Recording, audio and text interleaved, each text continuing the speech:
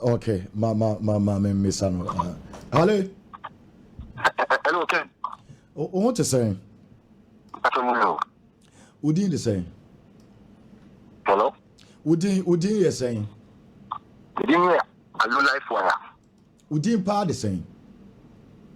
Udin pa mman ba ka tumo. Aha, Udin the same. Kwame ba sorry. Kwame ba sorry. And it for allo life wire. Mickey. School days. Nti wa de uye eye. Netnam platform so apa Obibiacho, including Ghana Football Association, Mothers and KOTOKO supporters, and House of Fraternity in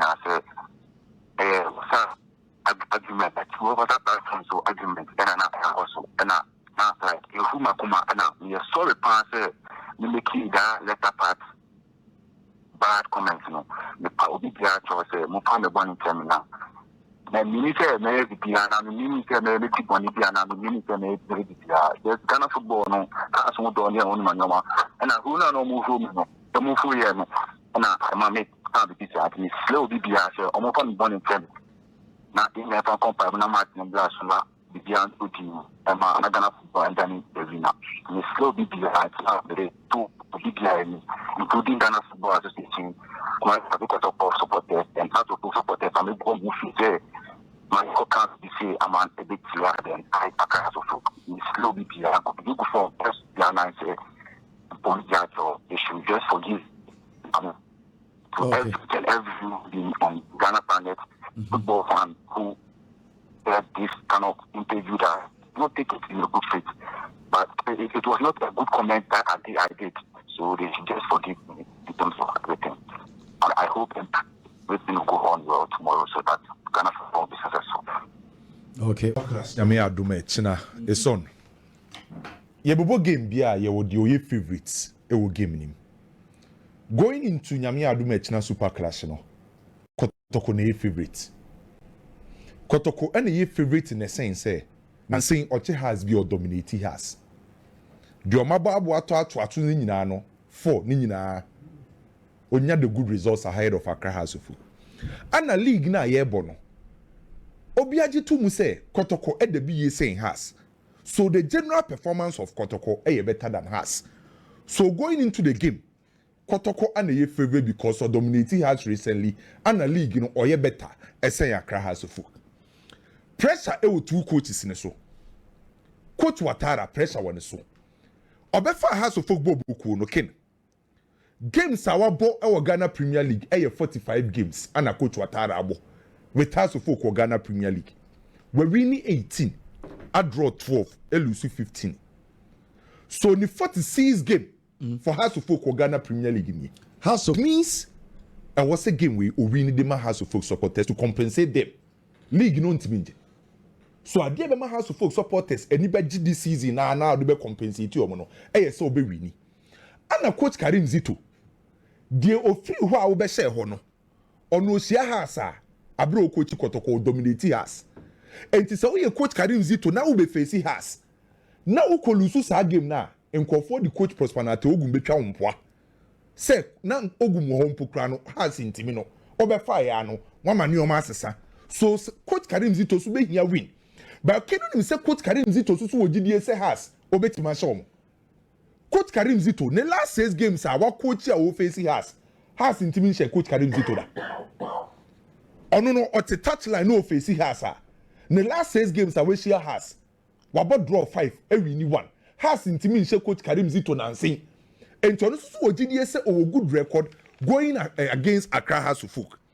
House of Folk problem ba ko omo this season league nim no omo fie home matches no enkoyi se offer Ghana Premier League now offer clubs omo compete here omo pick fewer number of points e wo fie di odi kan nso atremaya we free league nim Karela, Legon Cities, na ba Accra House of Folk. House of Folk, home performance, no, enye the best. So say House of Folk, bo fear. Untimi infa unsense ubo nkasa House of Folk, ba be winning sa game no. Ana Kumasi Asante KOTOKO no kwa we no. Na initially, na we performance ni ye. By kenu nim say, Kumasi Asante KOTOKO last 7 games wa we, untimi nkoshe ubia. So now saying Kotoko kwa we are untimi nya results no open no. Enti ma Kotoko so kwa we are untimi guarantee say Kotoko eko wini. And ma game a very interesting game. House will feel enye the best. Recently Kotoko away enye the best. The last 7 untimi wini bi. Match House to folk team this season ken. House to folk a ho den pa no. A defensive stability. Yen defender House to folk a very good. Omo timi defend very well. Omo timi organize omo very well. That's the reason why we Nations FC free wa. Omo concede 15 goals o petima on time concede goals for Ghana Premier League. E Accra House of Folk mo 17 goals for concede. Yes, House of Folk team ne nye. Nioma nkoye informa House of Folk. By say o de ball to House of Folk atinem no enye easy. Omo conceding just 17 goals. So about the defensive aspect of the game, House of Folk very good. Out of 29 games, so I conceding 17. And Adiama House of Folk defensive stability near very good. Yes, every player be original go pamano subiano contribute. And make sure say you incredible now obe defend very well. Sa opeke obi te sa Samoa Boateng Diegua. Ontimi ma House of Folk goals. But dia ba kwa Samoa Boateng ema ko to atara pena sempa ne say incredible na House of Folk enim ho ni nyina no on the press very well. So House of Folk defend their players so mujina ni mono majority of them contribute in terms of the defensive phase. House of Folk midfielders Collinson, Rafa Ponsa, Hussein Alonso. Sa guys no Kofi Asma mujina no omo ye very workaholic industrious energy na ekura omo nti no omo timi run very well. Every opponent tangible so the back line. House of Folk defensive lines no I'm making sure say this season omo save House of Folk several occasions. And he has to folk back for no. So far this season, every player be obeying opportunity. Say about back for House to folk obobiano or perform it. And they do the more thing. Now we hear individual brilliance to defender. House of Folk a reliable goalkeeper in the shape of Benjamin Asare. League na yebono. Goalkeepers are almost safe percentage in the no. Benjamin Asare kahubi. League na yebono saves in Kwayama House of Folk no. What they call percentage wise are 73.5.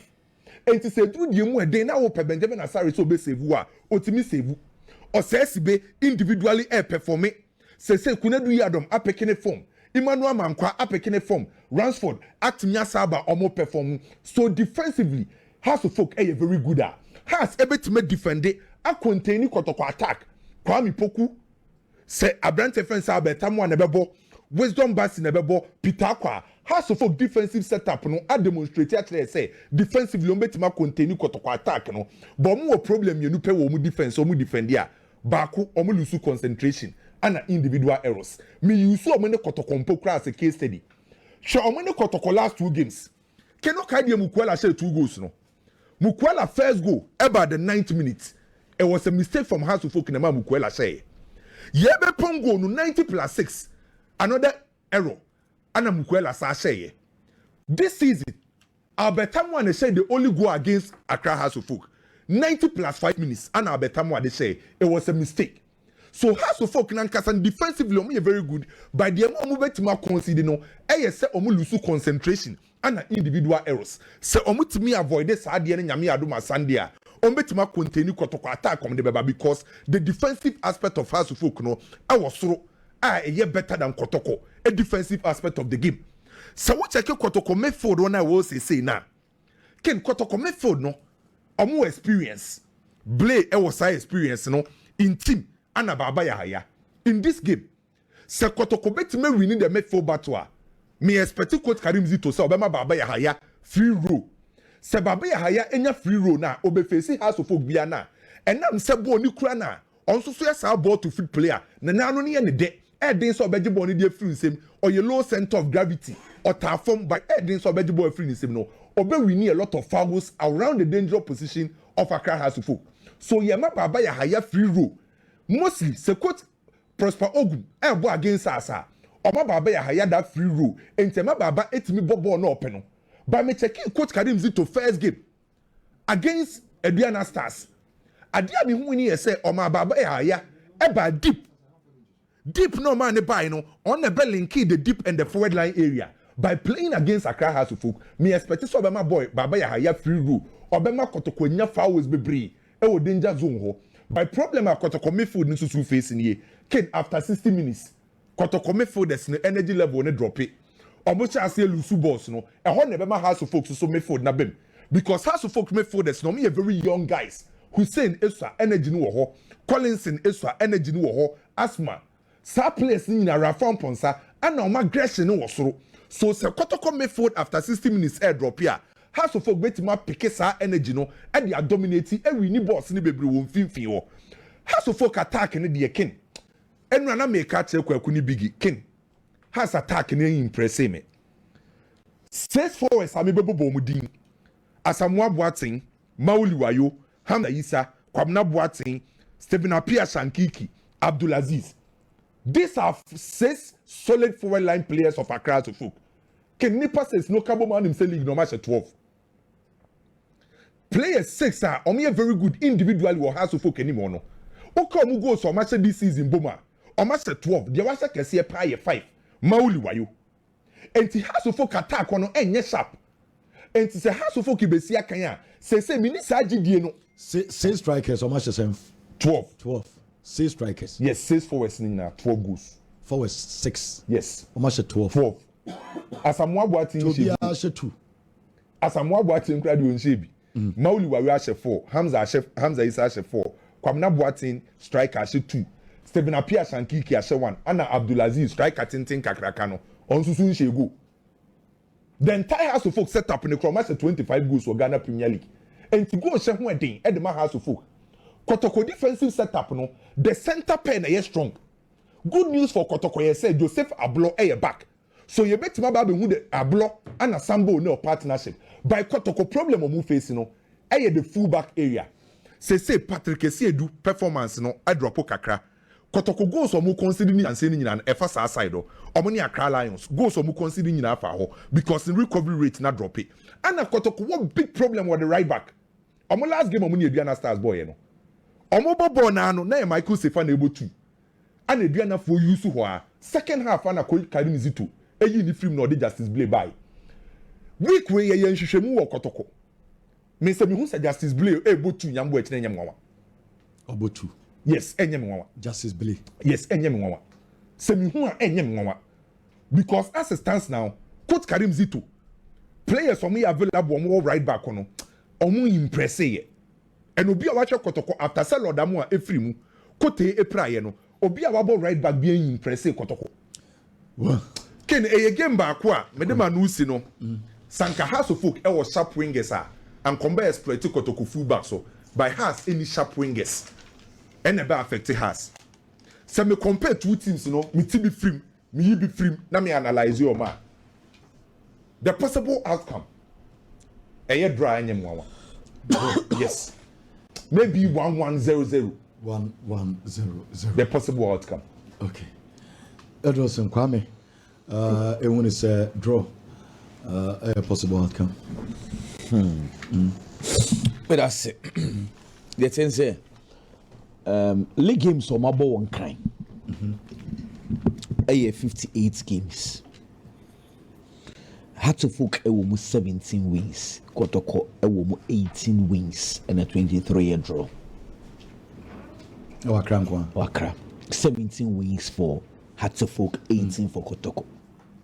Snatcher say House of Folk sha Kotoko nkomo wote di sa cry home no. My command or two for Sadian. Our league games. Now call 18-18. There's a lot to fight for. But you see, Kwame Kasa, he made mention of Asante Kotoko problems. No cre. Kotoko under Ogum. Their strength was their right and left fullback. And that has been Ogum. You see, you know. Right in the back and left no oh who yan ye pa inti enka ni Christopher Nete ani imoro no omo bopa unso eda omo aso no ogum team na so na anu your buy or the Lord Amwa ani Patrick Asedu eye that is Kotoko strengths. So Kotoko strengths no say nay we are discussing say the same strengths and your weakness then I have a good point to say House of Folk should capitalize on that. I win so. Lord Amwa, he's injured. Kotoko any profile no subi e wo team ni mu. Janena sefa kakra bebo. Na chese omu chopo omu rotate e ho saa. Kote kra de. Nano no epra. So nye okay. Inti right one omu ni stable right back. Ebia ne say Justice Blay e no mo dwendwen ho. Left one I say do air but performance nti say enkane. So the next question you ask yourself say, okay, if that is the pointer, how to folk wingers, are they going to capitalize on that? Truth. How to folk. Either they are not using wings or quiet on fast ball. And almost also need natural wingers or jibbo taking on fullbacks. How many fast wingers? Nibi.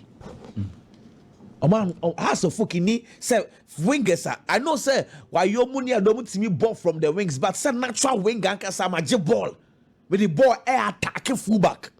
They don't have. And not see and have to folk struggles to score goals. So I have to folk who check it table, now have to folk 29 games almost 25 goals, and yet enter because they don't even average 1 goal per game. But that is not the reality. The reality is that 25 goals now have to focus it. It includes in Satraman game na yede chaw man ya mo 3 goals no. Nti we use our training will free my be 22. 22. Nti Satraman ni ho no. Ha senya 3 goals. Abeka mo goals. Anyom omo say. Omo enka ho na yede amom. Nti goals pan nka mo 22. Exactly, they are not scoring goals. In how many matches? In say we use Satraman the free ma 28. Nti ever say 22 goals in 28 games. Yes, goals number. Emma, in 14 games this season, had to focus for ball to net.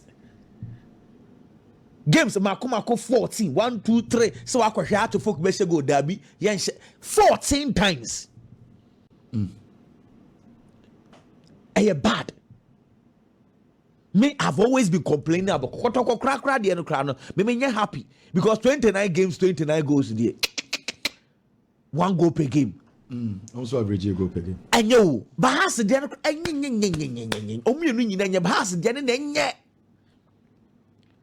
it is hard to folk Beshagula. They need to find a way. The last time I had to folk Kotoko. That is over 2 years ago. Yeah, 2 years ago. It was in 5th of March 2023. Yeah, 2 years ago. That is over 760 days ago. I check. How? Caliber man kwa go no. Okay. Had to focus on not scoring goals. If I am a coach, I need to find a way because striker man no problem. But how do I score goals? There are various ways of getting goals. Ma willing to almost top scorer but on starting games in the way. Me say how to focus should use set pieces and take advantage of that. How to focus center backs are. Oh, I'm telling you. Collins and Claude bomb defense in midfield or height. If we set team know about 4 to 5 players or height, you need to start utilizing it. Now, when you have the Mojina, what I was saying.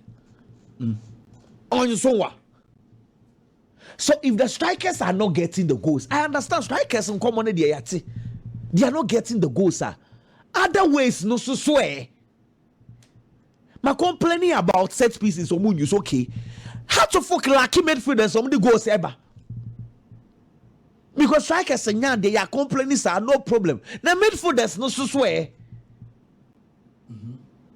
What are they doing? Are they providing the numbers how to folk needs? And only one of the major headaches since how to folk problem throughout the season. And your center backs. And your defense and your goalkeeper, but from the offensive half to the attacking 10, almost na there be a more fans radio so almost so na numbers nye. But I'm expecting her to folk to hit Kotoko because clearly, nan saying Kotoko bono opponents be osia Kotoko biano or capitalize. Let me tell you something that say opponents in the year. Most times they say Kotoko 40% or more attacking. They let Kotoko come. Almost Kotoko lucky pace which you kakra. It's Kotoko processes, omu enter to the attacking tether. Now once Kotoko loses possession, now omo the pace and the quick passing at Kotoko echi. It's almost a Kotoko defensive organization off the ball. A problem. Again, let me state this. Defensive organization on and off. So Kotoko kuta ball, they are very organized. But they lose the ball. No more call mwechia. Very bad. I am yet to see Zito Nsano because I'm not going to put pressure on him a lot. But these are negatives that Kotoko need to sort that one out. In any case, if I'm analyzing Asante Kotoko's game, Ken, I don't like to say Justice Blair as the right back. I'm not too comfortable. I'm not too comfortable with that. I'm about restricting his strength in the baby. I feel because Collins is a very, very good player. When you would say Billy, Collins in there, some Collins is 6. Collins in better Kotoko 10. Yeah. And I would want to see Baba here. Those dominance and all of course, Blaine Timenu. Which may intimidate you. Yeah. The last game on mobile, come and say, will Billy pass. Okay, I said, I say pass. No, on Ojiana. Say team the Kwaji, and Blay a 10-year no boss, how long pass our bets, echo fire. I understand. Maybe I want to see Blay midfield or the calmness neighbor. So, you know what can I say? Say Blay or more planners and common than a writer. I just got to call lucky left and right. Yeah. And when I say has utilized. Then has was our players now on bit me. I say, Jumano. I don't know, Maui, why you to me who preach from the left? He can, obey me, but to what extent? How effective will he be? In any case, okay, it's ever like I had to folk our flying fullbacks here. What you say? I'm attacking fullbacks are obeko bebre. Unsan komo so obe use that to hurt Asante. I know say if I'm Pedu okay fine, but left runs for the yes type no. Okay. That's fine. Ken me feel say send Kwame Sika and Mijina Webi. Oh, sir. So me no start the video and me catch you say I see more of a drawn game will be. I think say two teams and Misusu said two teams will be very cautious. Zito Mpeso be lusu onimso nya drawer or you okay. Into be cautious in his approach. I'm also seeing how to for coach or imagine some be lose what was so a bio. And the side let me also be cautious. So you're not attacking football. Well, the coaches should surprise us because we are going to watch attacking game. If they do, I win because me who mistakes. No problem. Me who mistakes. Individual errors. Mistake errors na akofa samaba. Sara me hunu because more now obey wadron so be tactical. Them person be lose game no. Again, the problem again, NSA. Sa individual errors no. Say allow players to play and not in a born any no. Yeah. Say they got a corner hands na ade atu asibeno. Ebema play BH in a park no so. Nobody is going to take risk. But some feel free. Exactly. If they don't take the risk, we are not going to enjoy the game. It's allowed the players. Okay. Please, my footballers, if you don't make mistake, you will not get better. When you're a better player, this is why your mistakes. Your fans, you about not big this game. Games in you need your tire back with me and such. They can say, when you're there, I'm simple pass, then what's in continue. One way about no crown, you'll be a member. SCB or that's so born a ball, will be a they had to for coach. Watara Ebano, a lot of people believe to be a technical director. But to be honest, per the meme in common with the energy matete. Papa Energy had to for coaching job in a hopa. You were asking that there were coaches that had to focus on Mudin Como. So Watara a technical director no be take over. At the end of the day, M materialize NC.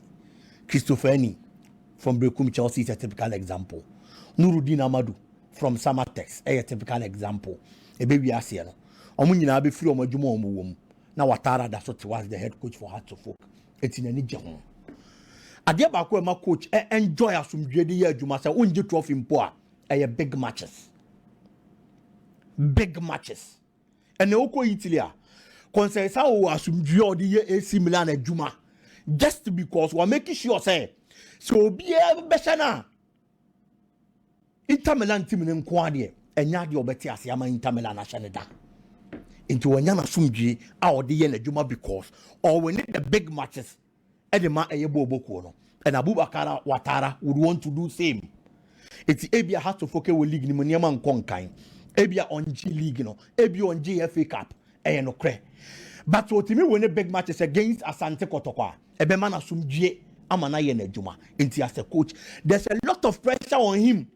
Says our record now, Baba Dawsa, Asante Kotoko, had to focus on Wasano, and also making sure so busy Sadi and Anoquai.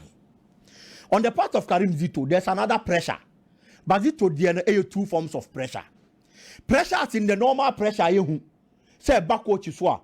No one should not necessarily performing money team. Yes, I'll be able to me. And a pressure as in a positive pressure for Nuzito Nankasa to do something for himself. The first pressure is such that Kumasi Asante Kotoko Kona Obaba Befano.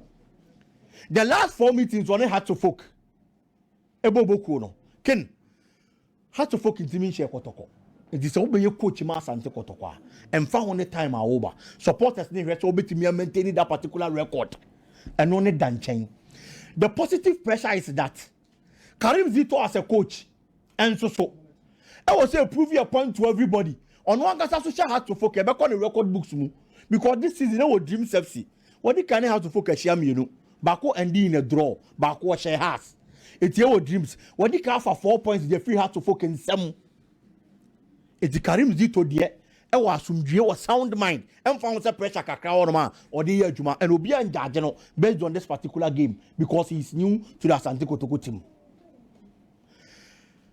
I am going to be happy.